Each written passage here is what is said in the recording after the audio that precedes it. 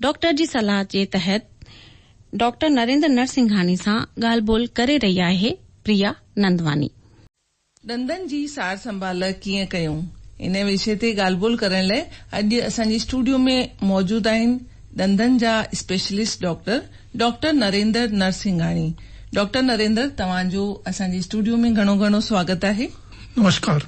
Doctor साहब चवंदा आहिनि न कि डॉक्टर ॾे जॾहिं को पेशेंट वेंदो आहे त उहो वेंदो आहे रुअंदो ऐं वरी हुतां निकिरंदो आहे त खिली खिली निकिरंदो आहे ऐं असां सभु हिन दंदनि जी बीमारीअ सां हिन उमिरि में ॾिठो आहे कि निकितल आहियूं ऐं इहा सची ॻाल्हि आहे कि असां रुअंदा वेंदा आहियूं दंदनि जे सूर में त घणो करे ऐं पोइ जॾहिं इलाज कराए निकिरंदा आहियूं त असां खिलंदा ईंदा आहियूं।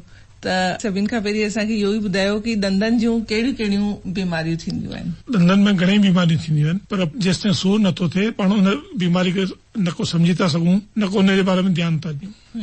हक़ीक़त में शुरूआत में अगरि पाण वञूं था त तव्हांखे रोई करे अचण जी ज़रूरत कान पवंदी। तव्हां शुरूआत वेंदो तॾहिं बि खिलंदा वेंदो। त सभिनि खां वधीक जेको दंद में नज़र अचे थो उहो कीड़ो लॻणु एक्चुअली कीड़ो कान थींदो आहे। दंद में का कैविटी ठही वञे, उन कैविटी जेकी ठही थी वञे असां उनखे कीड़ो लॻणु चवंदा आहियूं त पब्लिक सम्झंदी आहे कि मुंहिंजे दंद में कुझु थी वियो आहे।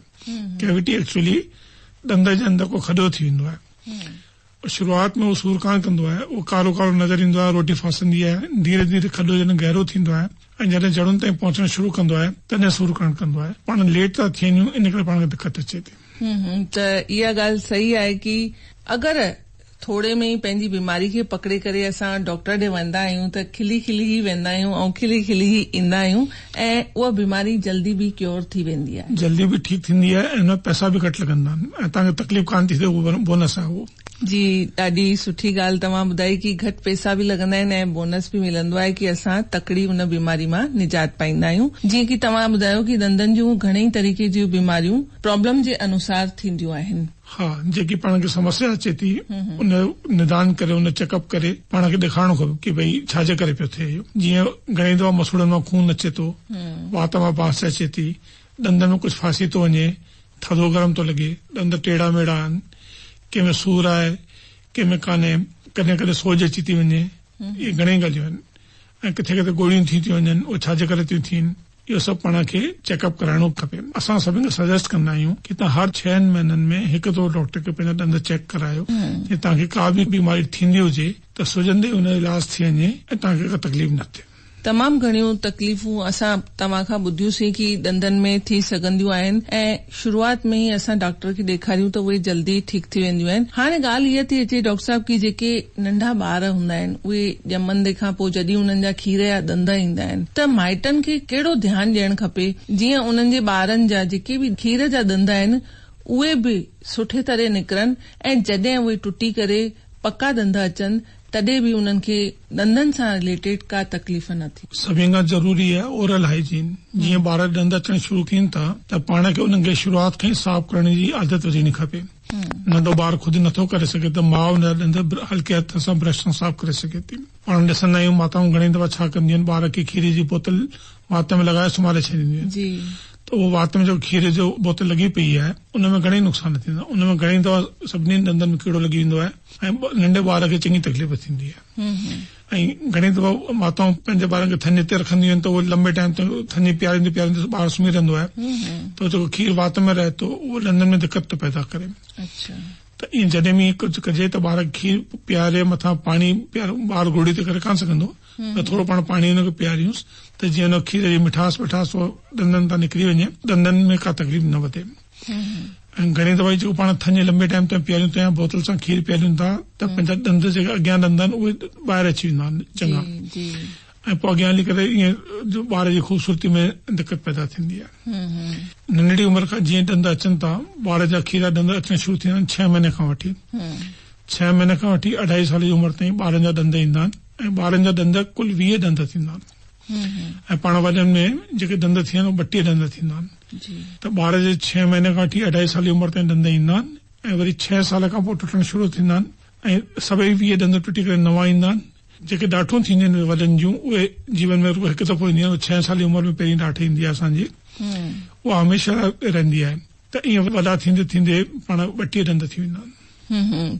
इहो तव्हां सुठो ॿुधायो कि ओरल हाइजीन जंहिंमें कि तव्हां ॿुधायो कि ॿार जे दंदनि जी पाण आङुरियुनि सां सफ़ाई कयूं या उन्हनि खे जेको बि खीर पीआरे मुंहुं सफ़ा कढणु ॾाढो ज़रूरी आहे।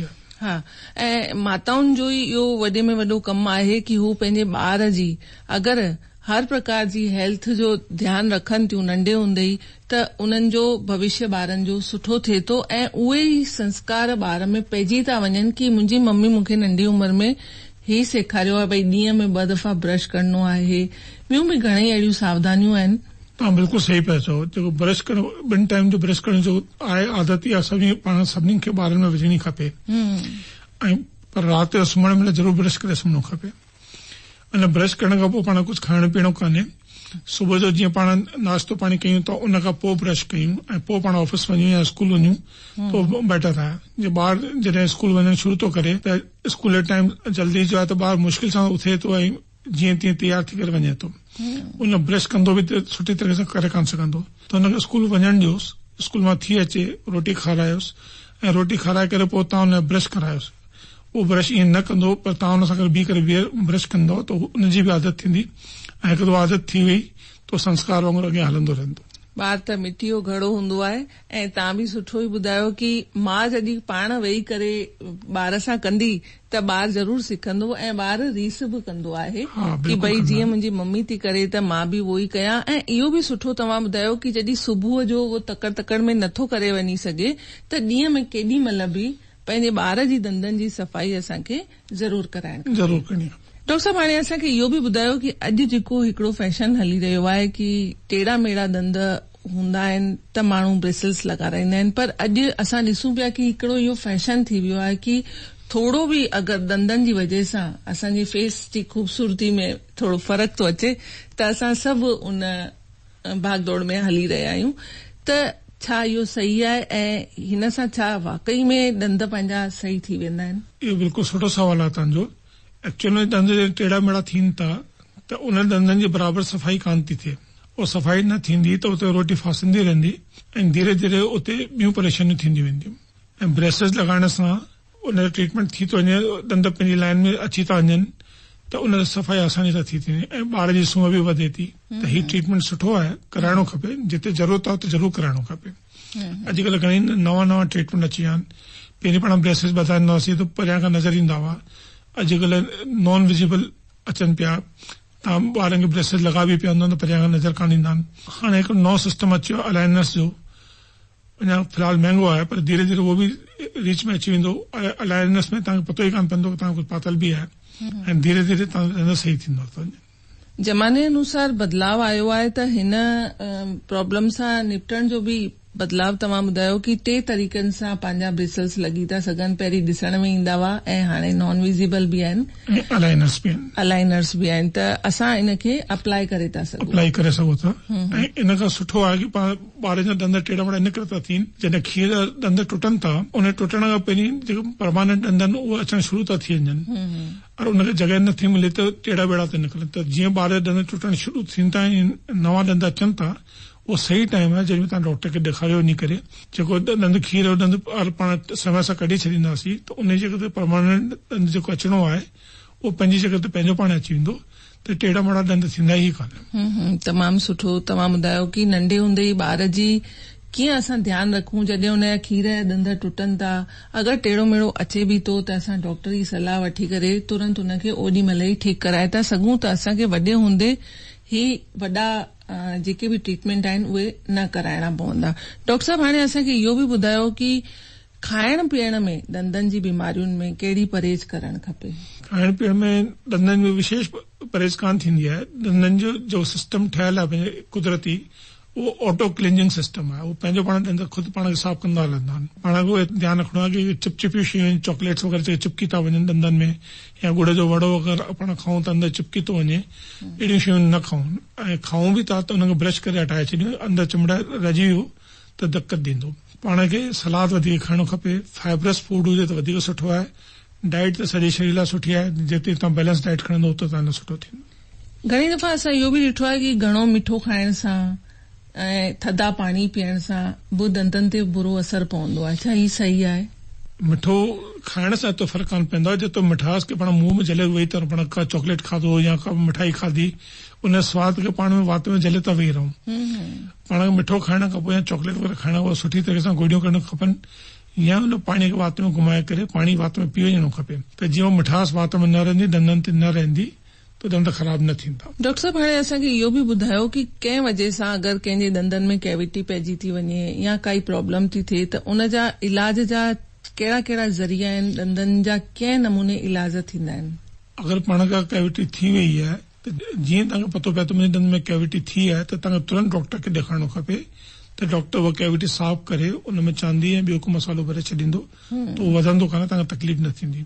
वरी बि कंहिं लापरवाही सां या पाण पतो नथो पए भई कैविटी थी वई आहे, अंदरि गहराई में पहुची थी वञे जेकॾहिं पाणी थधो गरम बि लॻंदो ऐं तव्हांखे सूर बि थींदो त उहो सूर थींदी तव्हांखे तुरंत डॉक्टर खे ॾेखारणो खपे त डॉक्टर तव्हांजे दंद जो एक्सरे करे ॾिसंदो। अगरि जड़ में न पहुतो आहे त उनजी सफ़ाई करे भरे छॾींदो ऐं जड़ में पहुची वियो आहे त जड़नि जी RCT करे रूट केनाल ट्रीटमेंट असां चवंदा आहियूं उहो करे सफ़ाई करे न मसालो भरे मथां कैप लॻाए छॾींदो त तव्हांजी दंद जी लाइफ वधी वेंदी।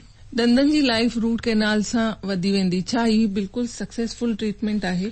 बिल्कुलु सक्सेसफुल ट्रीटमेंट आहे, पर असांजी एडवाइस इहा ई आहे कि तव्हांखे शुरूआत में जॾहिं थिए तो ओॾी महिल ई ॾेखारियो जीअं RCT जी नौबत न अचे। त अगरि RCT थिए बि थी त केतिरो वक़्तु लॻंदो आहे? मरीज़ खे घणी सीटिंग ॾियणी पवंदी आहे? RCT में अक्सर 3 खां 4 सीटिंग में थी वेंदो आहे, पर हिकु सीटिंग में बि थी वेंदी आहे, पर मैक्सिमम तव्हां मञी लो 3 या 4 सीटिंग लॻंदियूं आहिनि, उन में तव्हांजी RCT पूरी थी वेंदी। ऐं रूट केनाल खां पोइ जो छा प्रोसीजर आहे? रूट केनाल खां पोइ उन में कैप लॻाइणी पवंदी आहे, उहो ज़रूरी आहे।